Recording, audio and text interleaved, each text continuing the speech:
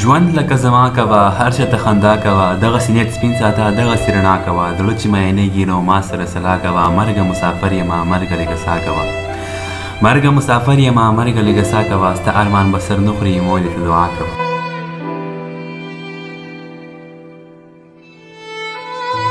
یو ورځ یو کس په لار روان او ناڅاپه یې ګونګی ولید. د ګونګي په لیدلو سره له ځان سره دا وویل چې یا الله جل جلاله شکرګزاره دی ما په خپل صورت باندې په خپل حالاتو باندې. هغه ګونګي له لږ ځنډ نه وروسته د یو امبولانس غږ ترې وغوښتو او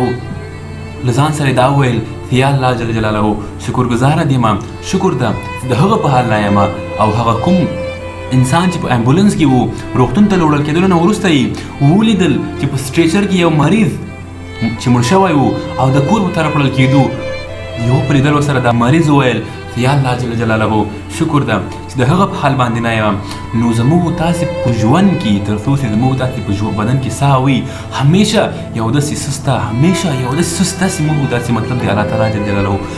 شکر ادا کړو او ورباندې خوشحاله سو او ورباندې وویاړو.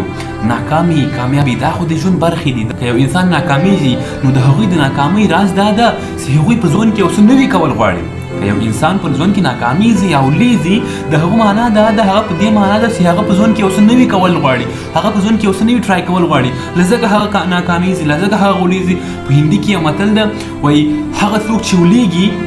د دې هغه د دې په معنا ده چې هغه په ژوند کې روان دي لیکن کوم خلک چې ولیږي نه دا معنا چې هغه ناست دي هغه ولاړ دي نه هغه روان دي نه. ته که هم کله په ژوند کې ولوېځې ته که هم کله په ژوند کې پاتې شي نو دا د دې په معنا ده چې ته په ژوند کې یو څه نوي کول غواړې ته په ژوند کې په مخ روان یې لذکه ته ولیږې لذکه ستا د ولیدلو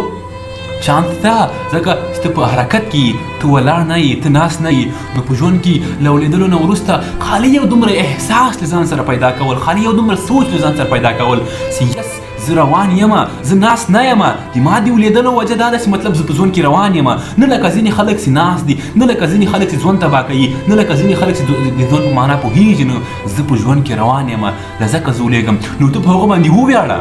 نه خفه کېږه مه ته په هغه باندې وویاړه یس شکر زه په ژوند کې روان یم زه په ژوند کې یو څه نوي کول غواړم ځکه په یو امتحان کې ناکامېږم د هغو معنا څه ده هغه د دې په معنا ده چې ما یو نوي څه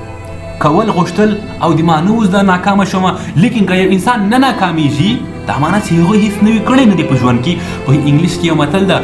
when you fail that means you are trying something new. تاسو چې کله په ژوند کې ناکامیږي نو دا معنا چې تاسو په ژوند کې یو څه نوي کول یا ټرای کول غواړئ. ژوند د دې په معنا ده چې همیشه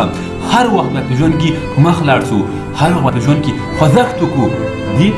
مخ په لور په مخ باندې ولاړ شو هغه دا همیشه به دا ور نه وي چې به هر وخت کامیابېږي هر وخت به ژوند تا په وړو چلېږي هر وخت به هر سچویشن هر حالت د تا د خوښ په مطابق نه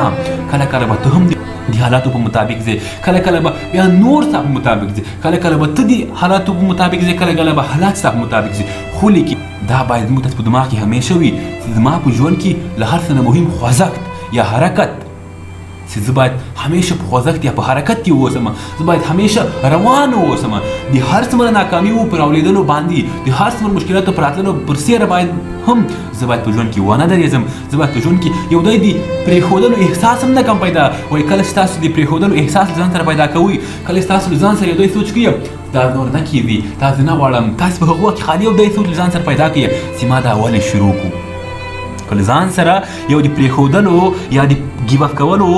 احساس پیدا کیږي نو په هغه وخت کې له ځان سره یو دای سوچ پیدا کړئ چې دا کار ما ولې شروع کړو د څه له وجې ما شروع کړو او ما چېرته شروع کړم په هغه وخت کې به ته له ځان ته پوه شې چې یس دا تا ته څومره مهمه ده تا ته دا څومره مهم ده یا تا په ژوند کې څومره اهمیت لري. نو زما ټولو ته بس دا یو